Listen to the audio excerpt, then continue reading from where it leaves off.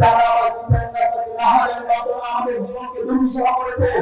জুলাই বিপ্লব পরবর্তী নতুন বাংলাদেশে ১.৫ বছর তাদের অর্জন দেখি সারা দেশে চাঁদাবাজি, সারা দেশে মানুষের উপর জুলুম করা, মানুষের জায়গা জমি দখল করা, যাদের টাকা আত্মসাৎ করা, কৃষকের উপর জুলুম করা, এই ধরনের তাদের আত্মসাৎ আমরা দেখতে পেয়েছি।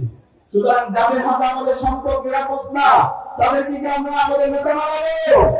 আমরা বানাবো না, আমরা এমন পক্ষে নেতা বানাবো যাদের হাতে আমাদের সম্পদ নিরাপদ, যাদের হাতে আমাদের জন্য রাষ্ট্রীয় কোষাগার থেকে যে অর্থ আসবে তার একটা পয়সাও মেরে খাবে না। যে সময় বাংলাদেশ দুর্নীতিতে চ্যাম্পিয়ন হয়েছে, সেই সময়ে এই দুইজন মন্ত্রীর বিরুদ্ধে একটা পয়সা দুর্নীতি কেউ দেখাতে পারেনি। সুতরাং আমরা প্রমাণ করেছি, আমরা কথা রেখেছি। যাদের হাতে আমাদের সম্পদ নিরাপদ, যারা সবসময় আপনার নিরাপত্তার জন্য আবু সাইদের মতো তাদের দুই হাতে প্রসারিত করে দাঁড়িয়ে যাবে।